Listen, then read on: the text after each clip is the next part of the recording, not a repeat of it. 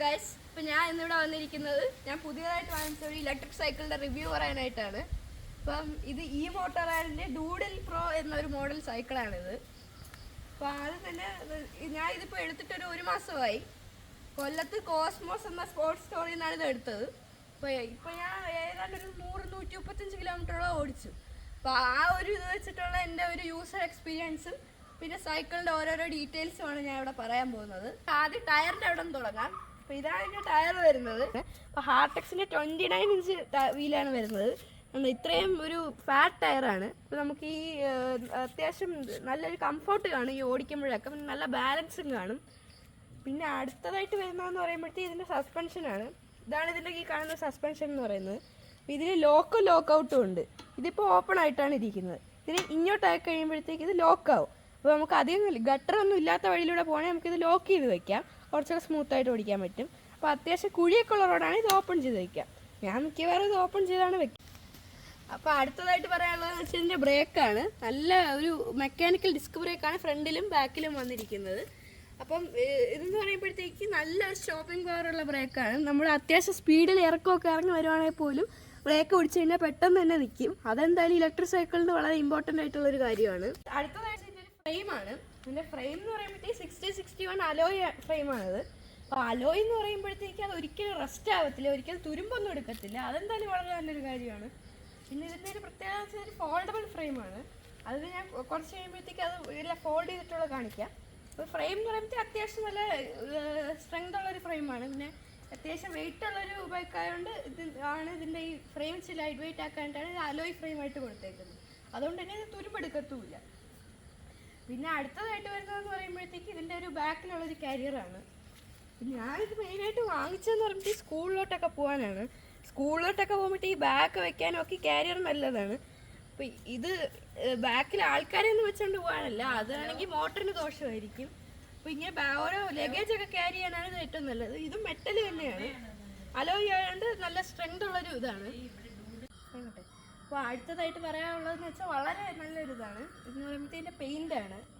ഇതിൻ്റെ പേര് ഡൂഡിൽ എന്നല്ലേ. അപ്പോൾ ഡൂഡിൽ ആർട്ട് വർക്കാണ് ഇവർ മെയിനായിട്ട് ഫോക്കസ് ചെയ്തിരിക്കുന്നത്. അപ്പോൾ ഇവിടെയും ഒരു ഡൂഡിലാണ്, ഇവിടെയും ഒരു ഡൂഡിൽ വർക്ക്, എല്ലാവരും ഡൂഡിൽ ആർട്ട് വർക്ക് രീതിയിലാണ് ഇവർ ചെയ്തിരിക്കുന്നത്. അതെന്തായാലും കാണാൻ തന്നെ വളരെ അട്രാക്റ്റീവാണ്.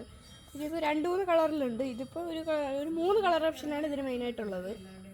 പിന്നെ അടുത്തതായിട്ട് പറഞ്ഞു വരുമ്പോഴത്തേക്ക് ഒരു വളരെ യൂസ്ഫുൾ ആയിട്ടൊരു കാര്യമാണ് ഈ മഡ് ഗാർഡ്. ഫ്രണ്ടിലും ബാക്കിലും ഉണ്ട്. ഇത് മെറ്റലാണ്. അതെന്തായാലും വളരെ പൊതുവെ സൈക്കിളുകളിലെല്ലാം പ്ലാസ്റ്റിക് ആയിരിക്കും മഡ് ഗാർഡ്, പക്ഷെ ഇതിലെന്തായാലും മെറ്റലാണ്. ഇതിന് ലൈറ്റാണ്. അപ്പോൾ ഇതാണ് ഇതിൻ്റെ മെയിൻ ആയിട്ടുള്ളൊരു ഹെഡ്ലൈറ്റ് എന്ന് പറയുന്നത്. അപ്പോൾ ഇതെങ്ങനെയാണ് ഓണാക്കുന്നതെന്നൊക്കെ ഞാൻ കാണിക്കാം. അപ്പോൾ ഇതിനകത്ത് തന്നെയാണ് ഹോണും വരുന്നത്. അപ്പോൾ ഇത് അത്യാവശ്യം വെളിച്ചമുള്ളൊരു ലൈറ്റാണ്. രാത്രി ആയാലും തന്നെ നല്ല വെളിച്ചമുള്ളൊരു ലൈറ്റാണ്. കാണിച്ചാൽ നിങ്ങൾക്ക് എല്ലാവർക്കും കാണാം, രാത്രി ഇൻഡിക്കേറ്ററിനായാലും നല്ല വെളിച്ചമുള്ളൊരു ഇൻഡിക്കേറ്ററാണ്. നൈറ്റൊക്കെ റൈഡ് ചെയ്യുമ്പോൾ യൂസ്ഫുൾ ആയിരിക്കും. അടുത്തതായിട്ട് വരുന്ന ഇൻഡിക്കേറ്ററാണ്. ഇൻഡിക്കേറ്റർ എന്ന് പറയുമ്പോൾ അഡ്ജസ്റ്റബിൾ ആണ്. ഇങ്ങനെ അഡ്ജസ്റ്റ് ചെയ്യാൻ പറ്റും. 2 സൈഡിലോട്ടും ഇൻഡിക്കേറ്റർ ഉണ്ട്. പിന്നെ ബാക്കിലോട്ട് വരുവാണെങ്കിൽ തന്നെ ബാക്കിലാണെങ്കിൽ ഒരു ബ്രേക്ക് ലൈറ്റും ഉണ്ട്. പിന്നെ ബാക്കിലും ഇൻഡിക്കേറ്റർ ഉണ്ട്. ബ്രേക്ക് ലൈറ്റ് ഇൻഡിക്കേറ്ററും ഉണ്ട്. അതെന്തായാലും രാത്രിയൊക്കെ ഓടിക്കുമ്പോഴത്തേക്ക് വളരെ യൂസ്ഫുൾ ആയിരിക്കും.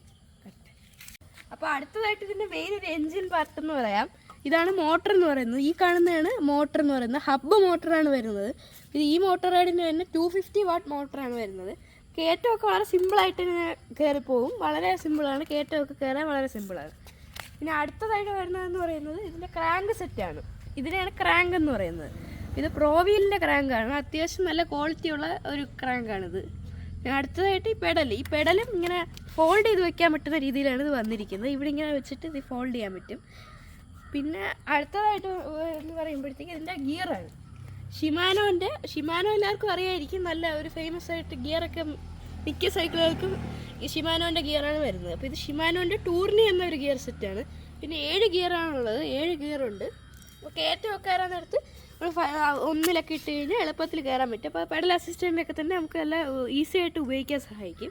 ഇത് ഗിയറിനൊന്നും പറ്റാതിരിക്കാനുള്ളൊരു ഗാർഡായിട്ടാണ് ഇതിവിടെ കൊടുത്തിരിക്കുന്നത് ഇത്. അപ്പോൾ അതും മടക്കി നമ്മൾ ഫോൾഡ് ചെയ്തൊക്കെ വയ്ക്കുമ്പോഴത്തേക്ക് അത് വളരെ യൂസ്ഫുൾ ആയിട്ടുള്ളൊരു കാര്യമാണ്.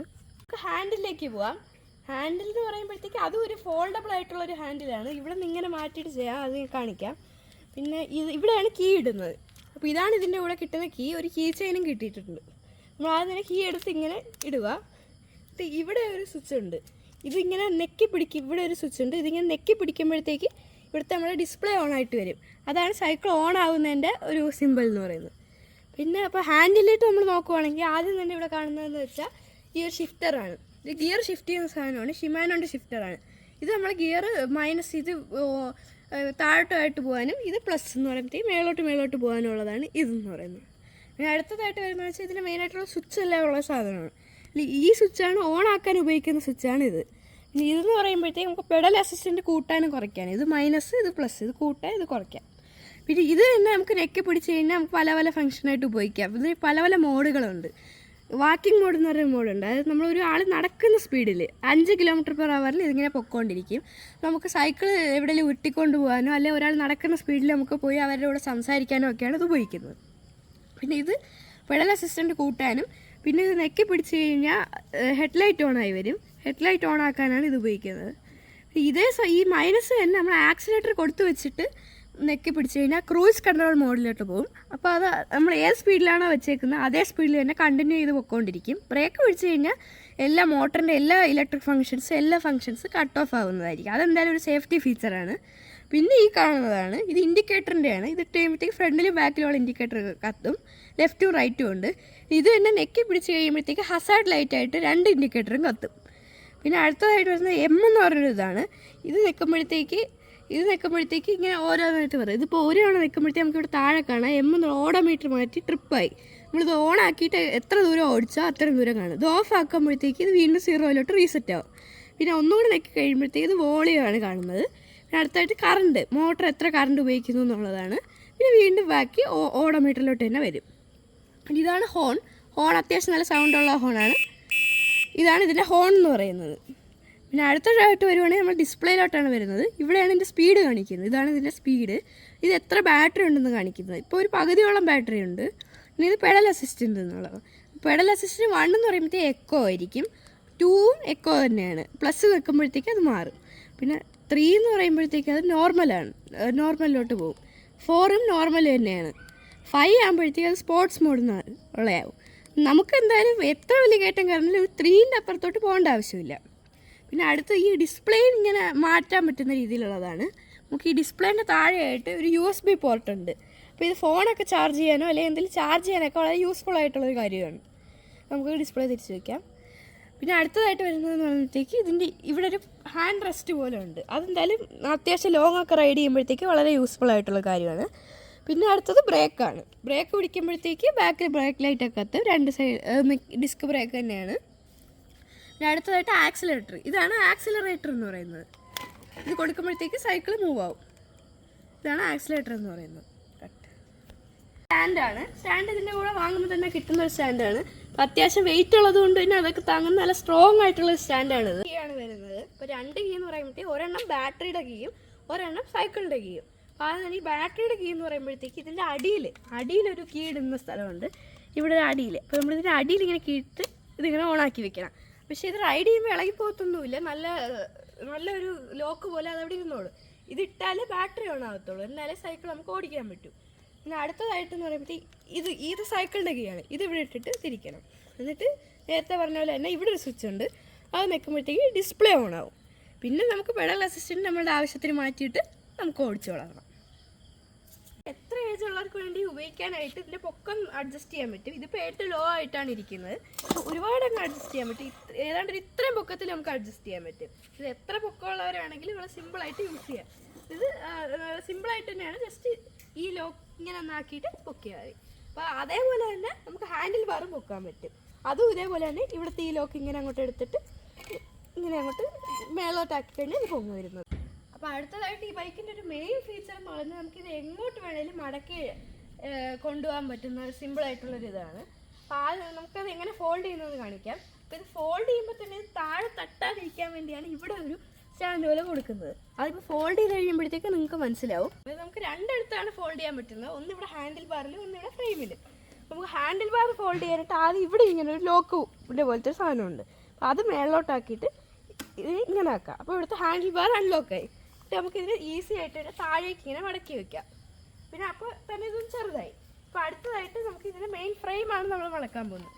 ഇവിടെ ഇങ്ങനെ സാധനമുണ്ട്. ഈ ലോക്ക് ഇങ്ങനെ എടുത്തിട്ട് നമ്മൾ ഇതിനെ മൊത്തത്തിൽ എടുത്തിട്ട് ഇതിനെ ഇങ്ങനെ ആക്കുക. അപ്പോൾ അതിൻ്റെ ലോക്ക് എടുത്തു. എന്നിട്ട് നമുക്ക് ഇതിനെ വളരെ സിമ്പിളായിട്ട് തന്നെ ഫോൾഡ് ചെയ്യാൻ പറ്റുന്നതാണ്. ഇങ്ങനെ ബാക്കിലേക്ക് ഫോൾഡ് ചെയ്യാൻ പറ്റും.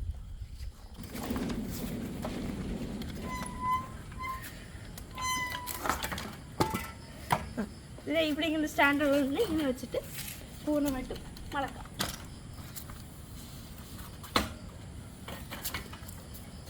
അപ്പോൾ ഇത് ഫോൾഡ് ചെയ്ത് കഴിഞ്ഞാൽ ആകെ ഇത്രയേ ഉള്ളൂ ഇതിൻ്റെ ഒരു സൈസ് എന്ന് പറയുന്നത്. അതാണ് ഇതിൻ്റെ മെയിൻ ഒരു ഇതെന്ന് പറയുന്നത്. അപ്പോൾ കണ്ടു, ഇത് നമുക്ക് സിമ്പിളായിട്ട് ഇതിനെ കാറിലേക്ക് എടുത്ത് വെക്കുക അല്ലെങ്കിൽ എങ്ങോട്ടേക്ക് ട്രാൻസ്പോർട്ട് ചെയ്യാനൊക്കെ വളരെ എളുപ്പമാണ്. അപ്പോൾ അതാണ് ഈ ബൈക്കിൻ്റെ മെയിൻ ഒരു ഫീച്ചർ എന്ന് പറയുന്നത്. അപ്പം അടുത്തതായിട്ട് പറയുന്നത് ഇതിൻ്റെ ബാറ്ററിയാണ്. അത് ഈ ഫ്രെയിമിനകത്തേക്കാണ് വരുന്നത്.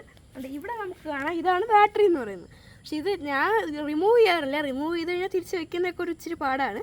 വേറെ ഒന്നുമില്ല, ഒരു കീ നമുക്ക് ബാറ്ററിയുടെ കീ ഇട്ടിട്ട് ഇത് വലിച്ചിഞ്ഞെടുക്കാം. പക്ഷെ ഞാൻ ഇതിനകത്ത് വെച്ച് തന്നെയാണ് ചാർജ് ചെയ്യുന്നത്. ഇനി അഥവാ നിങ്ങൾക്ക് വീട്ടിനകത്ത് കൊണ്ടുപോയി ചാർജ് ചെയ്യണമെന്നുണ്ടെങ്കിൽ ഇത് ഊരിയിട്ട് ചാർജ് ചെയ്യാം. ഇവിടെയാണ് ബാറ്ററി വരുന്നത്. അടുത്തതായിട്ട് ഇതിൻ്റെ ഒരു മെയിൻ ഇതെന്ന് പറയുന്നത് ഇത് ചാർജിങ് ആണ്.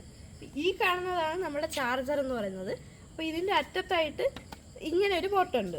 അപ്പോൾ നമുക്കിത് ബാറ്ററി ഊരിയിട്ട് വേണമെങ്കിൽ കുത്താം. അല്ലാതെ ബാറ്ററി ഇതിനകത്ത് വെച്ചിട്ടാണ് നമ്മൾ കുത്തുന്നതെന്നുണ്ടെങ്കിൽ ഇവിടെ ഒരു പോർട്ടുണ്ട്. ഈ പോർട്ടിനകത്തേക്ക് നമ്മൾ ഇത് ഇങ്ങനെ അങ്ങോട്ട് ഇൻസേർട്ട് ചെയ്ത് കൊടുക്കാം.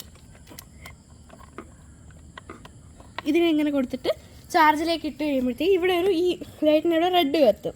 ഇത് ഫുള്ളായി കഴിയുമ്പോഴത്തേക്ക് അത് ഗ്രീൻ കളറാവും. അപ്പോൾ ഇത് ബാറ്ററിയുടെ ലൈഫിന് വേണ്ടി നമ്മൾ ഫുള്ളാക്കണം എന്നില്ല. അപ്പോൾ ഇവിടെ ഒരു ബാർ പോലെയാണ്.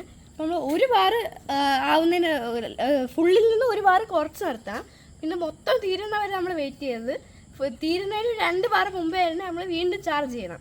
ബാറ്ററി ഒരു 10 വർഷം നമ്മൾ ഇതേപോലെ അത്യാവശ്യം നല്ലതായിട്ട് മെയിൻറ്റെയിൻ ചെയ്ത് പോയി കഴിഞ്ഞാൽ ഒരു 10 ഇയറോളം ഈ ബാറ്ററി നല്ല സ്മൂത്തായിട്ട് തന്നെ വർക്കാവും. വാങ്ങിക്കുമ്പോഴത്തേക്ക് ഇതിൻ്റെ കൂടെ കിട്ടുന്ന ഒരു യൂസർ മാനുവലാണ്. പിന്നെ അതിനകത്ത് ഡൂഡിൽ പ്രോ പാഠമൊക്കെ ഉണ്ട്. പിന്നെ ഇതിനകത്ത് എന്തൊക്കെയാണോ ഉള്ളതെന്നുള്ളതാണ്. ഇത് നമ്മൾ തുടങ്ങുന്നതിന് മുമ്പ് തന്നെ ഇതെല്ലാം ഒന്ന് വായിച്ചു നോക്കേണ്ടതാണ്. അടുത്തതായിട്ട് എല്ലാവർക്കും അറിയേണ്ടത് ഇതിൻ്റെ ഒരു റേഞ്ചൊക്കെ ആയിരിക്കും. റേഞ്ച് എന്ന് പറയുമ്പോഴത്തേക്ക് കമ്പനി പറയുന്നതെന്ന് പറയുമ്പോഴത്തേക്ക് 70ആണ്. നമുക്ക് അത്യാവശ്യം ഫ്ലാറ്റായിട്ടുള്ള റോഡിലൂടെ പോവുകയാണെങ്കിൽ ഒരു 60-65 കിട്ടും. പക്ഷെ ഞാൻ പോകുന്ന വഴി എന്ന് പറയുമ്പോഴത്തേക്ക് അത്യാവശ്യം കയറ്റമൊക്കെ ഉള്ളൊരു വഴിയാണ്. അപ്പോൾ എനിക്കൊരു 35-40 പൊതുവെ കിട്ടാറുള്ളത്. അതെന്ന് പറയുമ്പോഴത്തേക്ക് നമ്മൾ യൂസ് അനുസരിച്ച് മാറുന്നതായിരിക്കും. നമ്മൾ കയറ്റമൊക്കെ വരുമ്പോഴത്തേക്ക് ഇതേപോലെയാവും. ഫ്ലാറ്റായിട്ടുള്ള റോഡിലൂടെ പോവുകയാണെങ്കിൽ ഈ പറയുന്ന 60-65 കിട്ടും. പിന്നെ നമ്മൾ പെഡൽ അസിസ്റ്റൻറ്റിൽ കയറ്റമൊക്കെ വരുമ്പോഴത്തേക്ക് പെഡൽ അസിസ്റ്റൻറ്റിൽ ഉപയോഗിക്കുന്നതായിരിക്കും എപ്പോഴും നല്ലത്. പെഡൽ അസിസ്റ്റൻ്റ് എന്ന് പറയുമ്പോഴത്തേക്ക് നമ്മളുടെ ഈ പകുതി ശക്തി നമ്മളുടെ മോട്ടർ ഉപയോഗിക്കും, ബാക്കി പവർ നമ്മൾ ഉപയോഗിച്ചാൽ മതി. അതായത് ഈ വലിയ കയറ്റമൊക്കെ ആണെങ്കിൽ പോലും നമ്മൾ ഈ ഫ്ലാറ്റ് റോഡിൽ ചവിട്ടുന്ന ആ ഒരു പവറിൽ ചവിട്ടിക്കഴിഞ്ഞാൽ ബാക്കി പവർ ഈ മോട്ടർ ഉപയോഗിക്കും. അപ്പോൾ അതാണ് ബാറ്ററിയുടെ ലൈഫിന് നല്ലത്, മോട്ടറിന് നല്ലത് അതാണ്. കുറച്ച് ലോഡ് നമ്മൾ എടുക്കുകയും ബാക്കി അത്രയും ലോഡ് മോട്ടർ എടുക്കുകയും ചെയ്യും. അപ്പോൾ ഇതിനകത്ത് 5 പെഡൽ അസിസ്റ്റ് മോഡാണ് വരുന്നത്. വലിയ കയറ്റമാണെങ്കിൽ തന്നെ നമുക്ക് 2 അല്ലെങ്കിൽ 3 വരെ പോകേണ്ട ആവശ്യമുള്ളൂ, നല്ല പവറുള്ള മോട്ടർ ആയതുകൊണ്ട് തന്നെ. അടുത്തതായിട്ട് ഈ ബാറ്ററിയുടെ ചാർജിങ് ടൈമാണ്. 3 to 4 അവർ ഇട്ട് കഴിയുമ്പോഴത്തേക്ക് ഇത് ഫുൾ ചാർജ് ആവും. ഞാൻ നേരത്തെ പറഞ്ഞ പോലെ തന്നെ ബാറ്ററിയുടെ ലൈഫിന് വേണ്ടി നമ്മൾ ഫുൾ ചാർജ് ആക്കാതിരിക്കുന്നതാണ് നല്ലത്. അതിനേക്കാൾ ഒരു ഭാഗം കുറച്ച് വയ്ക്കുന്നതാണ്. അപ്പോൾ ഒരു 2-3 മണിക്കൂർ കൊണ്ട് അത്ര ചാർജ് ആവും. പിന്നെ അടുത്തതായിട്ടെന്ന് പറയുമ്പോഴത്തേക്ക് ഇതിനൊരു വിലയായിരിക്കും. വില എന്ന് പറയുമ്പോഴത്തേക്ക് ഞാൻ ഇത് കൊല്ലത്തുള്ള കോസ്മോസ് എന്ന് പറയുന്ന സ്പോർട്സ് സ്റ്റോറിൽ നിന്നാണ് വാങ്ങിച്ചത്. അവിടെ നിന്ന് എനിക്ക് വാങ്ങിച്ചപ്പോഴത്തേക്ക് ഇത് 56,000 ആയി.